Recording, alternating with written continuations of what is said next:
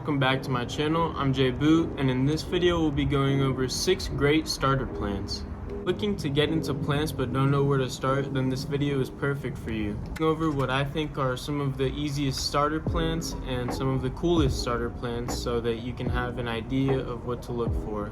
To start off our list, we have jade plants. So if you've been around my channel for a little bit, then you'll know that I do really enjoy working with these plants.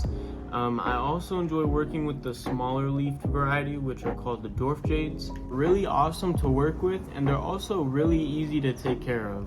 Plants are succulents, so they're not going to require watering too often. They are going to be a little bit more susceptible to root rot because of this. It will also be pretty dependent on your climate or season, so if it's colder, then you're definitely not going to want to water as much as if it were hot, so just keep that in mind as well. To really enjoy sunlight, I typically keep mine outside, so I'm going to be giving them around 6 to 8 hours of sunlight per day.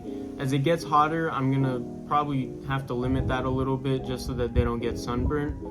But if you're going to be keeping your jade indoors, just make sure you put it by a window or close by so that it gets that sunlight it needs. And of course, if it's inside, you won't have to worry about it being burned. But yeah, respond very well to pruning. So if you're looking at wanting to prune plants, then this plant could definitely be an option.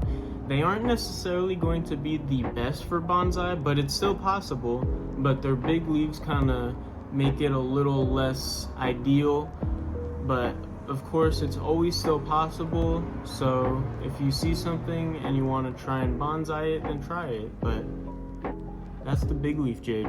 Our next plant, very similar to the last, we have our small leaf jades or our dwarf leaf jades. They're going to be very similar to the big leaf jades. They're also succulents, so you're going to want to water less frequently than a normal plant. What's really important for dwarf jades is making sure that they have a fast draining soil. If they don't, then they're going to end up getting root rot and end up dying. So just another thing to look out for when you're getting these plants, just make sure they have great drainage.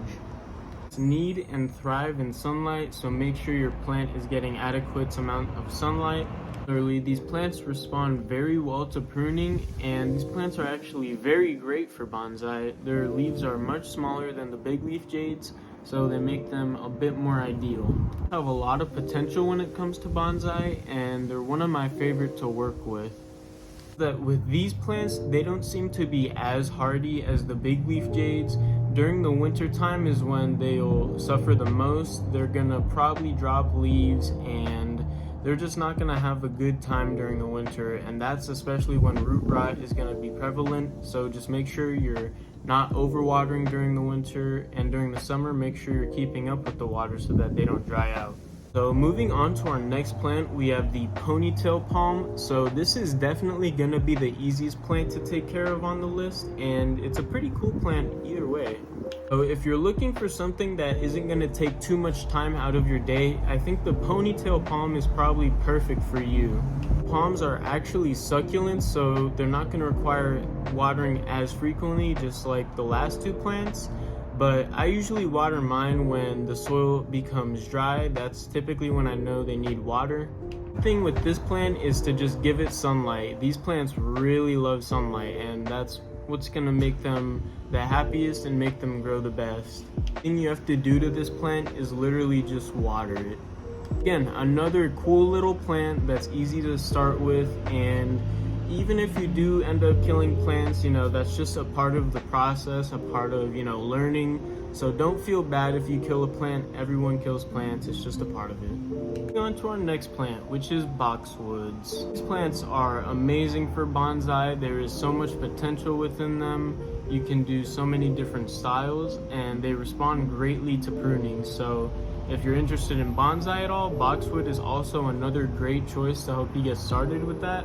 Plants are very hardy, and I haven't had too many that I've killed, so that's a good sign already. Plants require a lot of water. I leave mine outside in the sun for most, if not the entire day, and so I typically have to water mine every single day. And these plants do enjoy a fast draining soil as well. We don't want any root rot around here, so just make sure it has great drainage. Lastly, make sure to give your plant enough sunlight so that it grows as best as it possibly can and as fast as it possibly can. The next plant up is the pyracantha or the firethorn, another great plant for doing bonsai if you're interested in that. They respond very well to pruning and they have a lot of potential to make something nice. Plants also require a fast draining soil, but they do like to stay slightly moist. Difference between slightly moist and soaking wet. These plants do not like to be soaking wet, they like to be slightly moist, so make sure you can find the difference between that so that you don't end up killing your plant. Typically just water mine whenever I see the soil is becoming dry, and of course this is going to vary for the season and your climate, so also just keep that in mind. Moving on to our final plant of the video, we have the Cape honeysuckle, which is yet again another great plant for bonsai. So these plants are also going to respond very well to pruning, and overall they just have a lot of good potential in them. So if that's something you're looking for, then here's another good option for you. Honeysuckles are going to require a lot of sunlight, so I typically give mine full sun. I'm able to do that because it's not too hot yet, but as it becomes hotter, I'm going to have to limit how much sunlight I give them, or else they will burn up. I water my honeysuckles whenever I see the soil becoming dry, and this happens probably every 2 days or so, and if you leave it in the sun like I do, then it's going to happen way more frequently than if you leave it in the shade. So just make sure you keep that in mind. If you're keeping it in the sun, you're going to be watering more frequently than if you're keeping it in the shade.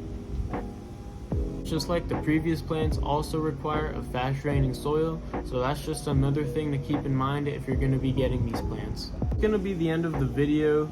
I hope you guys did enjoy. If you are looking into getting into plants, I hope this did help. What you guys thought in the comments, and thank you for stopping by, and thank you for all the recent support, and I'll see you guys later.